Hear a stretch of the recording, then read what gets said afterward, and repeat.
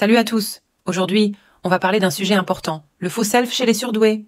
On vit dans une société où on se sent souvent obligé de porter un masque, de cacher qui on est vraiment. Mais qu'est-ce que ça veut dire pour un surdoué? Le vrai self, c'est ce que vous êtes vraiment, sans filtre, sans compromis. C'est quand vous êtes en accord avec vous-même. Par contre, le faux self, c'est cette façade que vous montrez aux autres, cette version de vous-même qui s'adapte aux attentes de la société.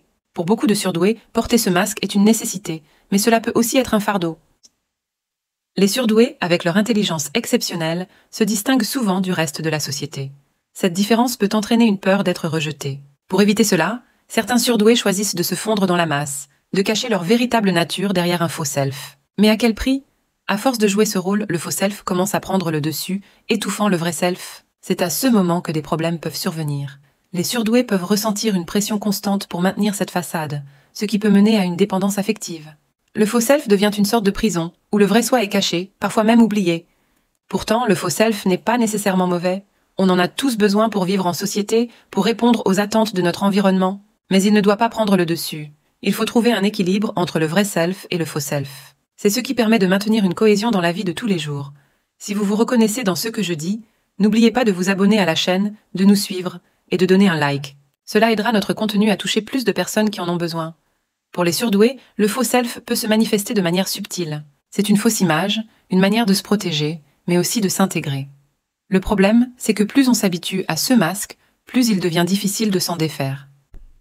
À force de l'utiliser, certains signes peuvent apparaître, comme un sentiment d'angoisse ou de solitude.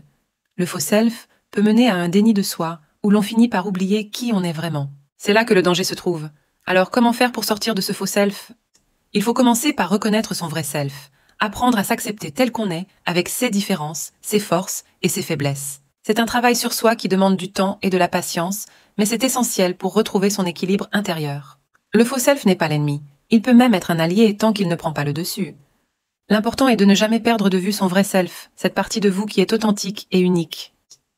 Et n'oubliez pas, si vous ressentez le besoin de vous reconnecter avec votre vrai soi, ou si vous avez besoin d'aide pour comprendre comment équilibrer votre faux self et votre vrai self, nous proposons des séances de coaching personnalisées.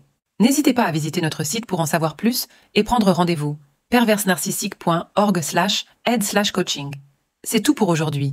Merci d'avoir regardé. N'oubliez pas de liker, de vous abonner et de partager cette vidéo si elle vous a aidé. À très bientôt pour de nouveaux contenus qui, je l'espère, continueront de vous soutenir et de vous inspirer.